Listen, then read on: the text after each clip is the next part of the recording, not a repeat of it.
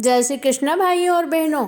आज इस वीडियो में मैं आपको माघ मास महात्म के 9वें अध्याय की कथा सुनाती हूँ। शांताकारं भुजगशयनं पद्मनाभं सुरेशं विश्वाधारं गगनसदृशं मेघवर्णं शुभांगं लक्ष्मीकान्तं कमलनयनं योगभिर्ध्यानगम्यं वंदे विष्णुभवभयहरं सर्वलोकैकनाथं। गोपाल कृष्ण भगवान की जय। माघ मास महात्म 9वां अध्याय। 8वें अध्याय में हमने सुना था कि किसी को भी दूसरों के आश्रित नहीं रहकर सदैव शुभ कामों में रत रहते हुए अपनी भुजाओं की कमाई का उपभोग करना चाहिए। और इसीलिए किसी ने कहा है कि ईश्वर ने जब दी तुझे सुंदर नर की देह, तब क्यों हाथ पसारता जाकर दूजे गेह। अब मैं आपको 9वें अध्याय की कथा सुनाती हूँ। श्री वशिष्ठ जी राजा दिलीप से कहते हैं और उन्हें बताते हैं कि भीख मांगने में क्या बुराई है और गंगा स्नान का क्या फल है और गृहस्थियों के क्या धर्म है। निर्लज्जता से परिपूर्ण और यश की हत्या करने वाला भीख मांगना अर्थात समर्थ होते हुए दूसरे के आगे हाथ पसारना बहुत ही बुरा है।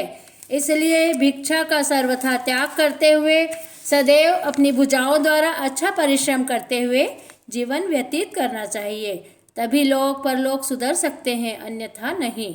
इसी तरह मनुष्यों को सदैव सुबह उठकर दंत धावन करना चाहिए और ब्रह्म मुहूर्त में सूर्य उदय होने के साथ व उससे कुछ पहले निर्मल जल में स्नान करके परमेश्वर का भजन करना चाहिए। अब जो मैं आगे की कथा पढ़ रही हूँ उसे ध्यान पूर्वक सुनिए।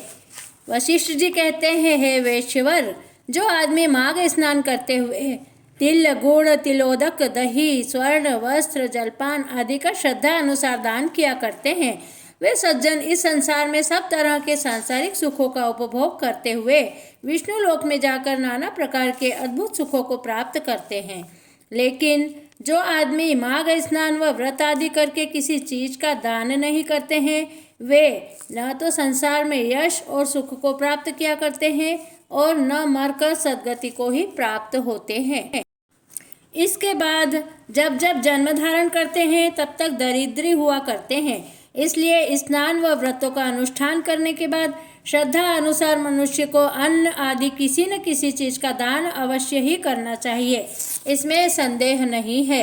इसी तरह तीर्थों पर जाने की इच्छा न करते हुए तीर्थों पर जाकर सपने में भी पाप कर्म कभी नहीं करना चाहिए, क्योंकि जिस तरह ब्रजलेप का दाग साबुन आदि से नहीं जाता, उसी तरह तीर्थों पर किए हुए पाप कर्म किसी भी उपाय से नहीं छूटते हैं।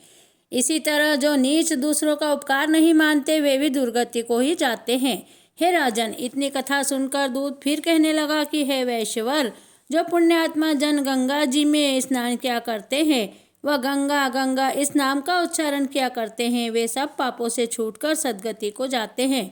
जो धर्मात्मा अपने माता पिता की सेवा करते हुए गुरुजनों की आज्ञा का पालन करते हैं और सपने में भी उनके मन को दुख नहीं पहुंचाते हैं, वे सब तरह के सुख को पाकर दिव्य लोक में गमन किया करते हैं। इसी तरह जो स्त्री अपने सास ससुर और पति की तन मन से सेवा करती हुई सदैव अपने शील की रक्षा करती है और सदैव गृह कार्य को सुचारू रूप से चलाती हुई बच्चों का उचित रूप से पालन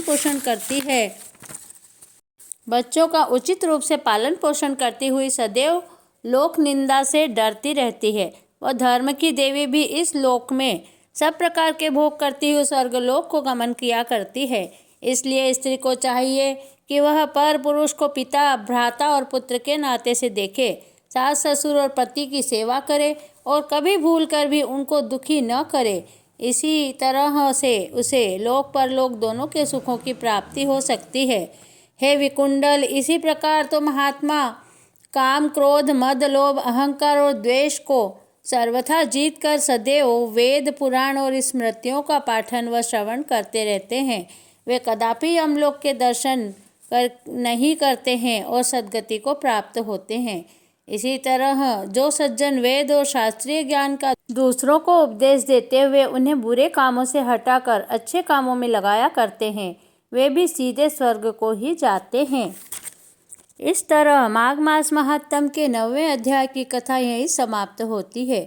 अच्युतं केशवं रामनारायणं कृष्णदामोदरं वासुदेवं भजे श्रीधरं माधवं गोपिकावल्लभं श्रीजानकीनायकं श्रीरामचंद्रं भजे। गोपाल कृष्ण भगवान की जय।